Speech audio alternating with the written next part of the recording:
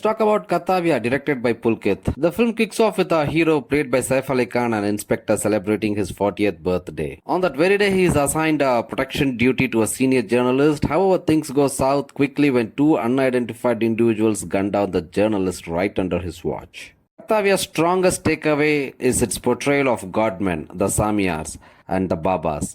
It exposes how these figures are often total frauds and who will go to any extent, even committing crimes to protect themselves. And by godmen, I don't mean like fake godmen or things like that. The godmen, the very term godmen, each and every godman is a fake and a fraud.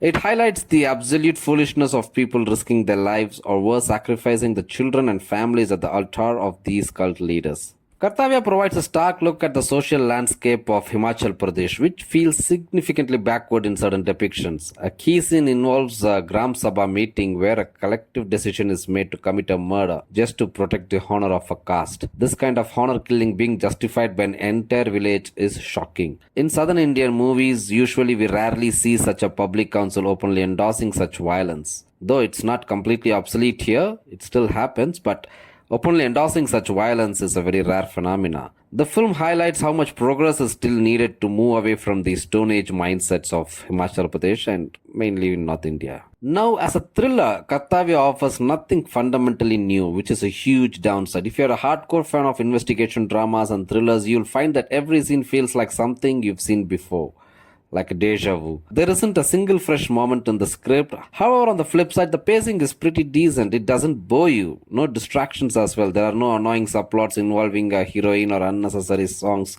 that cut the flow. But the potential is missing. The biggest disappointment is that the movie ends up being middle of the road. It doesn't fully commit to being a hard-hitting awareness film against the fake godmen, nor does it showcase a genius protagonist as well. A good thriller usually builds up to a seat of the edge climax or at least massive interval block. KARTAVYA lacks those goosebumps moments entirely. One interesting angle was how the godmen exploited young children, but the filmmakers didn't dive deep into those details. Perhaps out of fear or hesitation, we don't know. So finally, this KARTAVYA has all the right ingredients for a solid investigation thriller, but it completely misses the mark with the screenplay.